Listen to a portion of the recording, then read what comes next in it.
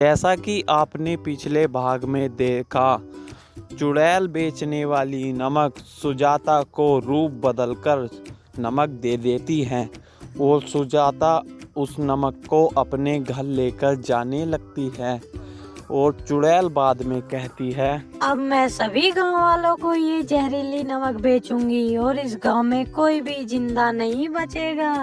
इतना कहकर वह चुड़ैल भी जंगल की ओर जाने लगती है और सुजाता अपने घर पहुंच जाती है। वह चूल्हे के ऊपर खाना बना रही थी और वह नमक गिरती है और कहती है, अरे ये नमक तो बहुत अच्छी है, इस नमक में तो बहुत अच्छा टेस्ट है, चलो सब्जी खाकर देखूंगी।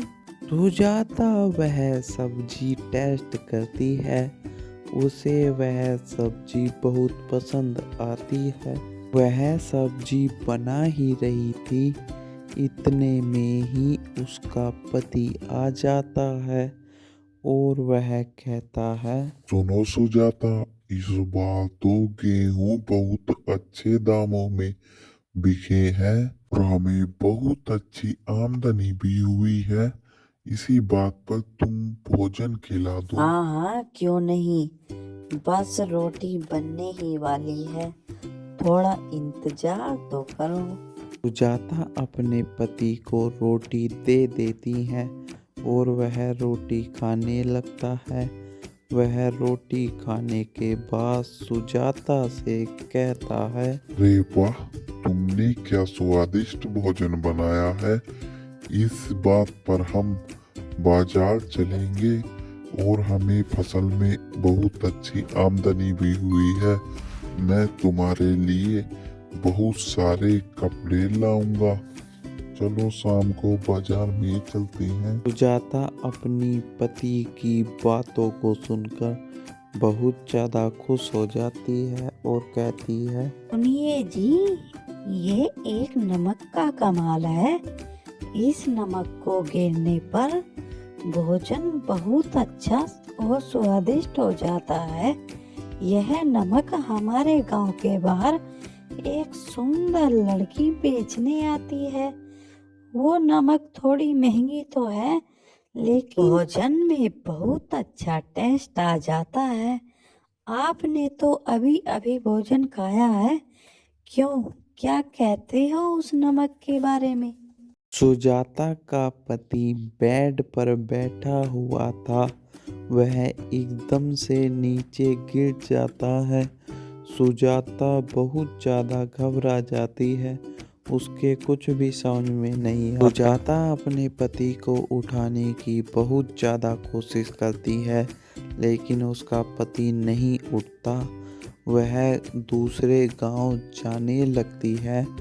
दूसरे गांव में एक तांत्रिक रहता था। वह उस गांव में जाने लगती है और वह गांव बहुत ज़्यादा दूर था, इसलिए उसे थोड़ा समय भी लगता है। लेकिन तांत्रिक एक कुएं के पास अपनी तपस्या कर रहा था। सुजाता वहां आ जाती है और कहती है, तांत्रिक जी, जल्दी से मेरे घर चलिए, मेरे पति कुछ भी नहीं बोल रहे और वह खाना खा रहे थे। खाना खाकर जैसे ही बेड पर बैठे वह नीचे गिर गए।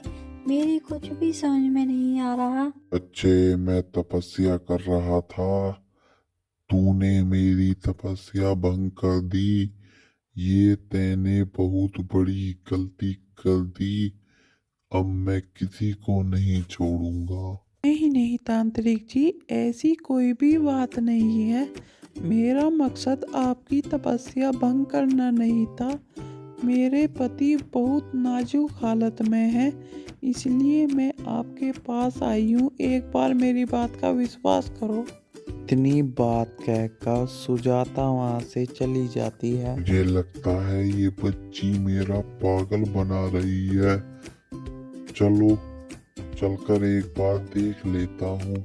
फिर वह तांत्रिक भी वहाँ से उस सुजाता के घर चला जाता है।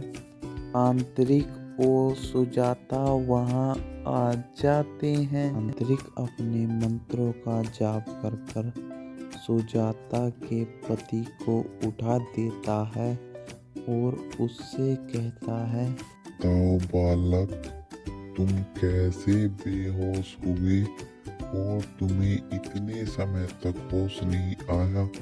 तुम्हें क्या दिक्कत थी? लेकिन तभी सुजाता कहती है, मैं गांव के बाहर एक लड़की से नमक लेकर आई थी और वह लड़की बहुत ज़्यादा अजीब थी। मैंने सब्जी में वह नमक गिरी।